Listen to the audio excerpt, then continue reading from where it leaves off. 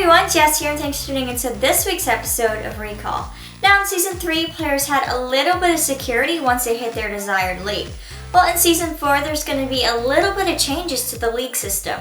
So before you dive into your preseason games, listen up. Immunity has become a huge problem in any 5th division. Once a player hits the threshold they were aiming for, it may cause less motivation to keep climbing the ranks. This creates a toxic environment by the simple thought that they can never drop down. Effective after Season 3, players only have immunity once they move on to a new league.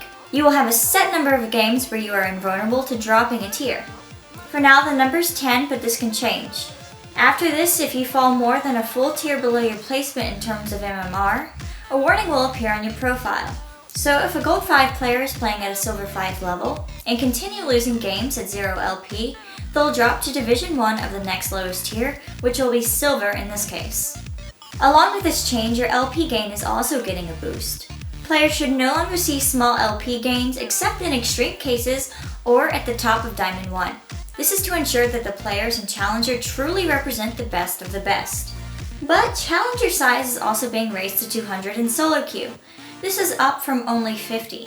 The skill cap between players with 0 LP to 100 LP in Diamond was just simply too wide, and too many extremely skilled players were stuck on the line of Challenger and Diamond. Riot wants to increase the size to help recognize some of these players. The game mode that started out as a random find and completely dominated the custom game lobby is finally available for testing, and there is a little order to the chaos it is one for all. I'm sure many of you remember trying to earn your spot on the 5v5 All Lux games. Well, this one for all mode was part of a new game mode planned from Riot. But now you can try it out for yourself on the PvE. And there's even much more order to the madness. You have the option to queue up for matchmaking on Summoner's Rift or create a custom game on any map of your choice. In matchmaking, however, you will start off with a 3-ban phase. Each player will select the champion they wish to play, and whichever champion has the most votes will be automatically selected once the timer has run out. If there's a tie between champions, the game will randomly choose one of the tied votes. It's been almost a month since Riot last talked about One for All, and now they're ready to give it a go. They fixed many bugs that a lot of people ran into while playing. For example, Thresh cannot grab another Thresh's lantern, and Heimerdinger can only have the total of 1 Heimer's turrets on the map. This was because of the way the abilities were actually encoded. Riot has worked to fix those bugs and looked into every ability of the game. Each champion now has a balance on how their ability will work. However, they could not find a balance for Teemo or Karthus. Riot decided to completely remove them from matchmaking, but you'll still be able to play them in custom games.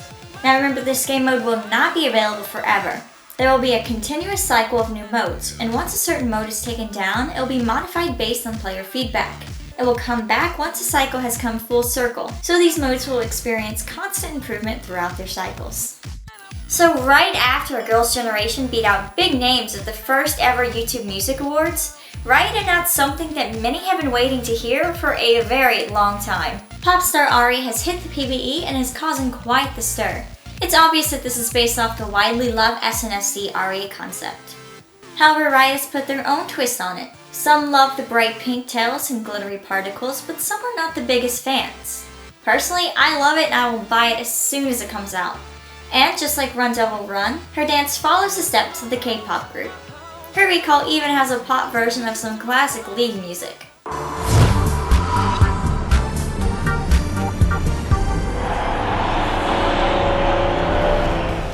Right now, the skin's $9.75 on the PvE, which is hard to believe with a complete particle change.